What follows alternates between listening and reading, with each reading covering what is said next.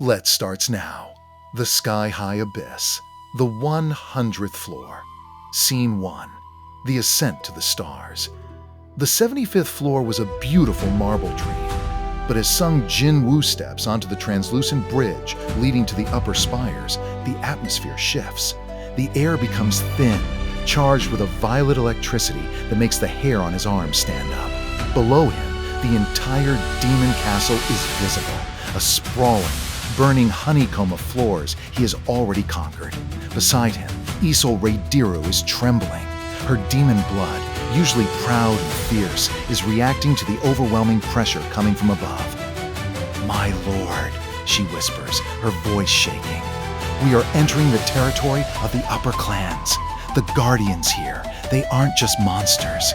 They are the personal guard of the great king. Even my father has never stepped foot on these bridges." Jin-Woo doesn't slow down. Each step he takes leaves a faint, glowing footprint of shadow energy on the glass-like path. If they are the personal guard, then they have the most experience. And the most experience means the most exp for me. System notification. You have entered the Monarch's reach. Warning. The mana density is 400% higher than previous floors. Stamina depletion increased. Jin-Woo ignores the warning. He feels the weight, but it doesn't crush him. It fuels him. He is a predator entering a new forest.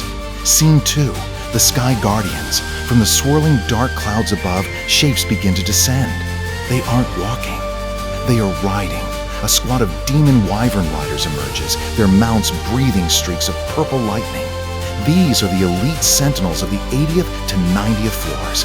"Human!" The lead rider screams, his voice amplified by magic. "This sky belongs to the king! Fall and be forgotten!" The wyverns dive, their claws extended like hooks. Jin-Woo doesn't draw his daggers yet. He simply raises his hand. The invisible telekinetic force slams into the lead wyvern like a mountain. The beast's neck snaps instantly, and the rider is flung into the abyss, his screams fading into the clouds. "A grizz," Jin-Woo says calmly. "Take the sky." A grizz erupts from Jin-Woo's shadow, but he doesn't stay on the ground. He leaps onto the back of a passing wyvern, his longsword glowing with a dark, cursed light. He decapitates the rider in one fluid motion and takes the reins. Behind him, dozens of Jin-Woo's shadow infantrymen follow suit, turning the enemy's aerial cavalry into a shadow air force. Scene 3. The consumption of souls. The battle in the sky is a chaotic ballet of purple lightning and black shadows. Jin-Woo moves through the carnage with a cold, calculated efficiency. Every time a demon falls, a blue orb of light, a soul, drifts toward him. Souls collected, 9,100, 10,000. Only 900 more, Jin-Woo muses. He notices a large tower on a floating island ahead. This is the barracks of the High Nobles. Hundreds of elite demon warriors are pouring out, forming a phalanx of shields and spears. "They're trying to stall me," Jin-Woo realizes. They know their king isn't ready. He looks at Iron, who is roaring at the island from the bridge. "Iron, you want to lead? Go." Iron doesn't need to be told twice. The massive shadow giant leaps from the bridge, falling through the sky like a comet. He slams into the center of the demon phalanx, the impact creating a crater that sends dozens of demons flying into the void. Iron stands up, beats his chest with his shield, and lets out a taunting roar. The demons, compelled by the skill, forget their formation and swarm Iron. It is a trap. Scene 4. The Shadow Blitz. While the demons are focused on Iron, Jin-Woo appears behind their lines using stealth. He activates Mutilant. In the real world, it looks like a series of purple slashes appearing out of thin air. In Jin-Woo's perspective, time has slowed down. He sees the gaps in their armor, the pulses in their necks. He moves between them like a ghost, his daggers singing a song of death. Slash, pierce, divide. In less than a minute, 100 elite warriors are reduced to piles of cooling ash. Souls collected, 9,850, 10,000. Esil catches up, panting. She stares at the battlefield. She has lived her whole life in fear of these high nobles, and this human has dismantled them in the time it takes to draw a breath. You aren't just a king," she whispers, looking at Jin-Woo's back. "You are the end of our world." Jin-Woo looks at her. "I'm not the end. I'm just the one who's cleaning up the mess." Scene 5, the final threshold. They reach the massive ivory gate at the 100th floor. This is it, the peak of the tower. Souls collected, 10,000, 10,000. Quest complete. Reward, entry to the throne room. Item, elixir of life, recipe unlocked. The gates don't open automatically. They require a sacrifice of mana. Jin-Woo places his hands on the cold stone. He pours his energy into the gate, and the ivory begins to turn black, infected by his shadow aura. The doors creak open. Inside is a throne room that defies logic. The floor is a mirror reflecting a stormy sky. The pillars are made of frozen lightning, and at the far end, sitting on a throne of jagged obsidian, is Baran, the Demon King. He is massive, 4 times the size of a man. His skin is like cooled lava, and his eyes are 2 burning suns. Beside him stands a skeletal horse with wings of blue flame, the nightmare mount, Kaizelin. Scene 6, the king versus the monarch. Baran doesn't speak. He doesn't need to. He simply stands up, and the pressure in the room triples. Esil collapses to her knees, unable to breathe. Jin-Woo feels the pressure too. It's like being underwater, miles below the surface. His skin feels like it's being pressed by iron weights. "So you're the one," Jin-Woo says, his voice echoing in the vast chamber. Baran raises a hand, and a massive broadsword, crackling with white electricity, manifests in his grip. He points it at Jin-Woo. Warning, the Demon King Baran has used Monarch's domain. Enemy stats increased by 50%. "You're not the only one with a domain," Jin-Woo growls, shadow exchange. He swaps places with a shadow he had secretly placed behind the throne.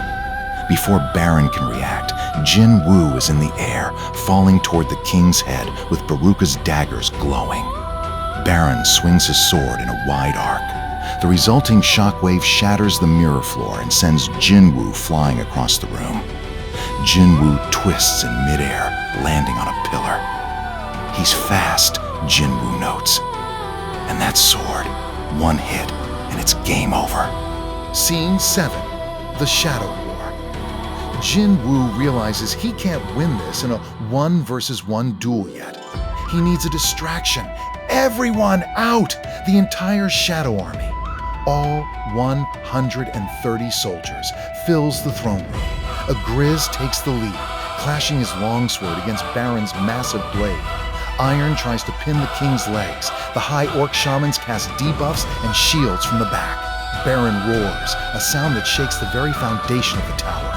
He swings his sword, and a wave of lightning obliterates 20 shadow soldiers instantly.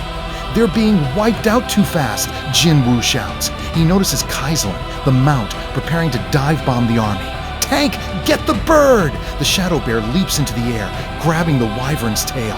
The 2 beasts crash into a pillar, locked in a feral struggle. Jin-Woo uses the opening. He activates Bloodlust. His speed doubles. He becomes a blur, circling Baran, looking for the one gap in the lava skin armor. Scene 8, the price of victory. Jin-Woo finds it, a small crack in the armor near the neck, likely left by the previous hero who challenged the tower decades ago. He lunges. Baran senses him and throws a punch that carries the weight of the falling building. Jin-Woo doesn't dodge. He takes the hit to his shoulder, hearing the bone crack, just so he can get close enough. He drives his dagger into the crack. Baran screams, a sound of pure mana and agony.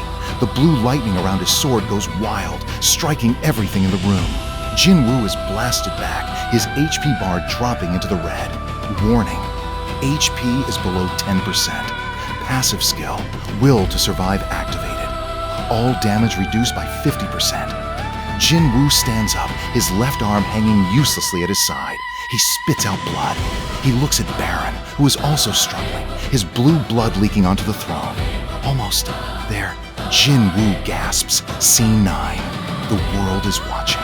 While this battle rages in the hidden dimension of the tower, the real world is in a state of panic. In Jeju Island, the Srank ants have begun to evolve. A scout ship from the Japan Hunter Association has spotted a winged creature flying over the ocean, something that shouldn't exist. Back in Seoul, Choi Jong-in and Chahayan are meeting with Chairman Go Gun-hee. The mana readings from the Ghost Gate in the suburbs are off the charts, Choi says. Someone is inside fighting a war, and if they lose, whatever is in there is going to come out. Chahayan looks at the report. She knows it's Jin-Woo. She can still smell that forest scent on her jacket. Please, she thinks, don't die in there. Scene 10, the killing blow. Back in the throne room, Baran prepares his final attack. He raises his sword, and the ceiling of the tower vanishes, revealing a massive, swirling vortex of lightning. Die, human. Baran speaks for the first time, his voice like grinding tectonic plates. The lightning descends. Jin-Woo closes his eyes. He doesn't look at the lightning. He looks at his shadow. He feels the connection to every soldier he has ever raised. A gris, iron. Give me your strength. The two shadows don't just fight beside him. They dissolve into pure black smoke and flow into Jin-Woo's body. This is a secret hidden mechanic of the system. Shadow integration. Jin-Woo's eyes don't just glow purple, they become voids of darkness.